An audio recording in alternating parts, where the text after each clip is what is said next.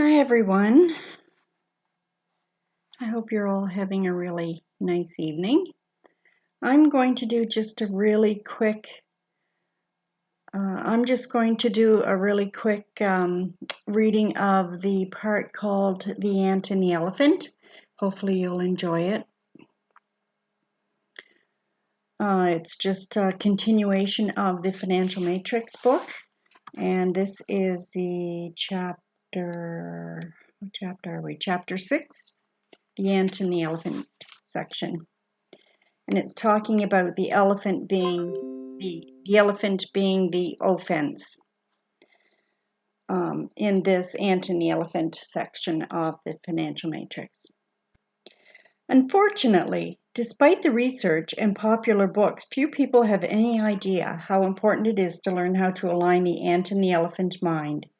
Instead, their minds are in a state of constant turmoil, a civil war brewing between the logical mind and the emotional mind, a battle that destroys all hope for united mental action.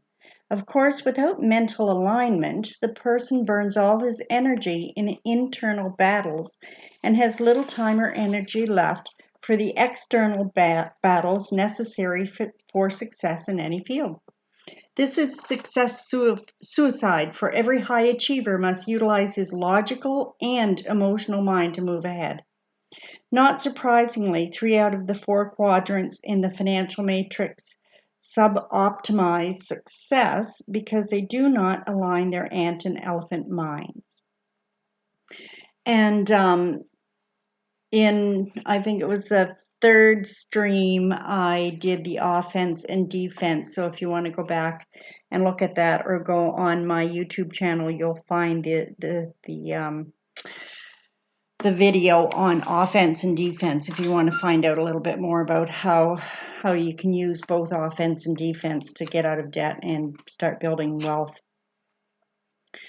So to continue here, not surprisingly, 3 out of the 4 quadrants in the financial matrix sub-optimize success because they do not align their ant and elephant minds. First, the status seeker shuts down the logical mind, refusing to ponder how foolish it is to subjugate himself to debt merely for a temporary buzz of an emotional purchase, and allows the emotional mind to take charge. As a result, the status person experiences the short-term joy of pretended dreams or choices and the long-term pain of compounding personal debt, no ownership. How insane, really.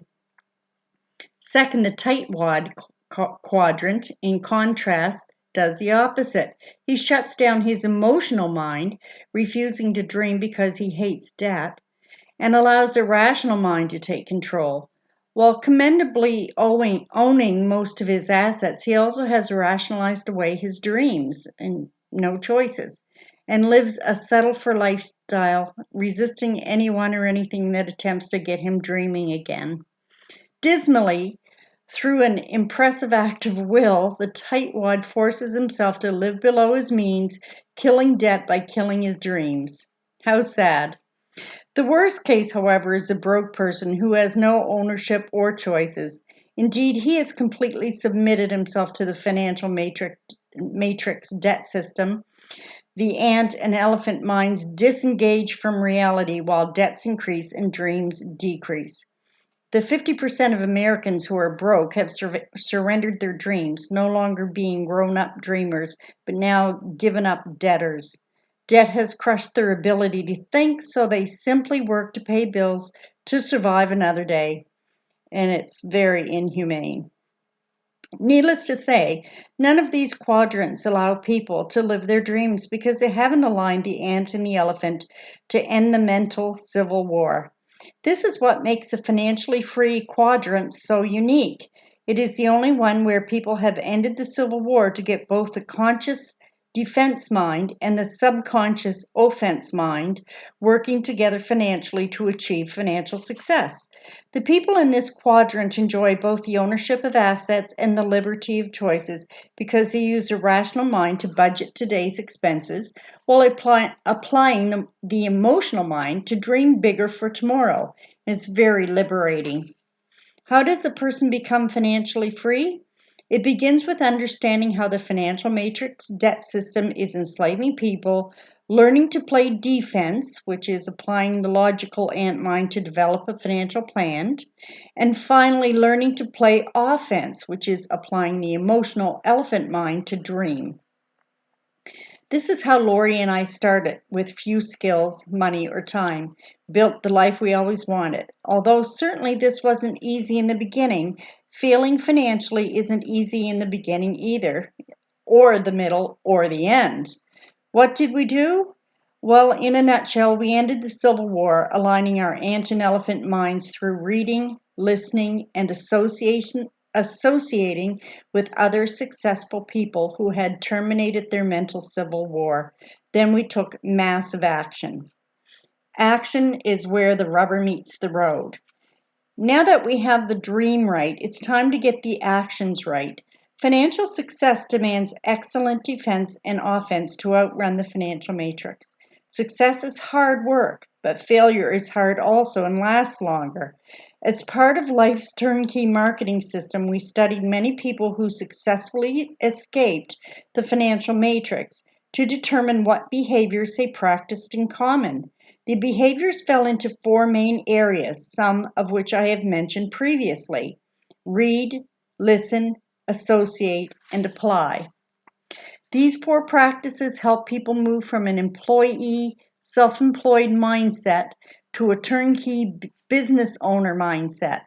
For that reason, Life created the Power Player program to help people combine the right processes with the right actions. He goes into a bit here now, as I had kind of explained in some of the previous videos I did. This financial matrix, Oren and Chris Brady have developed this company called Life Leadership. And I'm what am I called? I'm an independent marketer for the company. But I use this program, this financial fitness program, to get out of debt. I still have a little bit left because it takes a while and you have to have a really good plan in place. But I am almost there, which is amazing. So he talks a little bit here about some of the elements that they have in the financial fitness program to get out of debt. And he talks a little bit about hard work, mentorship, studying successful people, and taking the time and effort to continue building and following a good plan to get out of debt and to start building wealth, or building your assets. And he goes on to say, interestingly, most people believe mastery is a matter of talent rather than discipline, but researcher K. Anderson Erickson proved otherwise.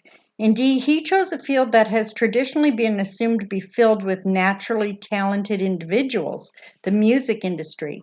Certainly, if any field could prove that hard work alone cannot produce mastery, it would be the musical profession.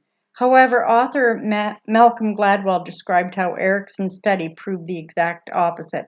The striking thing about Erickson's study is that he and his colleagues couldn't find any naturals, musicians who floated effortlessly to the top while practicing a fraction of the time their peers did. Nor could they find any grinds people who worked harder than everyone else, yet just didn't have what it took to break into the top ranks. Their research suggests that once a musician has enough ability to get into a top music school, the thing that distinguishes one performer from another is how hard he or she works. That's it. And what's more, the people at the very top don't just work harder or even much harder than everyone else, they work much, much harder. Mastery, as the research has proven, has little to do with talent. Practically everyone has enough talent, but few seem willing to do the hard work combined with the daily improvements compounded over thousands of hours. I was excited when I read Erickson's research because I never felt I had much talent, but I knew I could work hard and do so consistently. Still, it isn't just thousands of hours, for many have worked the hours without achieving mastery. Rather, it's thousands of hours with proper coaching and course correcting. Otherwise, someone may believe he or she has thousands of hours of experience when he or she actually has an hour's experience repeated 10,000 times. Author Jeff Colvin called this constant improvement mindset deliberate practice, and he wrote, "Deliberate practice is characterized by several elements, each worth examining. It is an activity designed specifically to improve performance, often with a teacher's help. It can be repeated a lot. Feedback on results is continuously available. It's highly demanding mentally, whether the activity is purely intellectual, such as chess, or business-related activities, or heavily physical, such as sports, and it isn't much fun. Deliberate practice, in effect, separates the amateurs from the professionals in every field. Amateurs typically practice in their comfort zone on skills they have already mastered, while professionals work in the uncomfortable zone to expand their range of skills and mastery." Abraham Lincoln modeled this attitude when he said, "I will work, I will study, and when my moment comes, I will be ready." Anyone can master the skills of wealth building, but unless a person is locked into his or her long-term dreams, he or she will not persist in the uncomfortable zone to develop mastery. Achievers, in a sense, learn to become comfortable being uncomfortable. This is what is needed for mastery. All right. Oh no, there's a little bit more here. Perhaps Professor Robert Grudem described it best. The process of achieving their professional level is usually full of pain. Such mastery demands endless practice of technical operations, endless assaults on seemingly elucidable concepts, humiliation by teachers, anxious and exhausting competition with peers. To gain such mastery, one must face the string of pertinent criticism, the shock of 1,000 minor failures, and the nagging fear of one's own unimprovable inadequacy. So why do achievers do it? Because they hate losing enough to change, while the rest hate changing enough to lose. Achievers endure the pain to receive the gain, while non-achievers skip the pain and the gain. Movie star Will Smith stressed his work ethic when he stated, "I'm not afraid to die on a treadmill. I will not be outworked. You may be more talented than me, you might be smarter than me, and you may be better looking than me, but if we get on a treadmill together, you are going to get off first or I'm going to die. It's really that simple. I'm not going to be outworked." Long-term dreams, in sum, lead to hard work, which leads to persistence. As Vince Lombardi once proclaimed, the harder you work, the harder it is to surrender. Right, so I'm going to leave that one there just for, oh wait, now I only have one page left. I might as well finish it. So Bill Lewis, long-term dreams. Bill Lewis grew up in the inner city of Saginaw, Michigan. Unlike most of his acquaintances, however, he had a dream. His lack of capital forced him to work in a job he didn't necessarily love in order to live. Bill launched several entrepreneurial ventures, vending machines and rental properties, to name a couple, in an effort to fulfill his dreams, but none of them lived up to their advanced billing. As a result, he found himself increasing his debt and decreasing his opportunities to escape his rut. This is where most people would give up, but Bill is not like most people. In spite of his setbacks, he refused to surrender his dreams to be free, and when a coworker shared with him a plan for breaking free from the financial matrix, he was ready. He started with a steady diet of books, audios, and seminars to help him develop a better attitude and mindset. In the process, he filled his subconscious mind with the future he desired and didn't let his current reality overcome his future dream.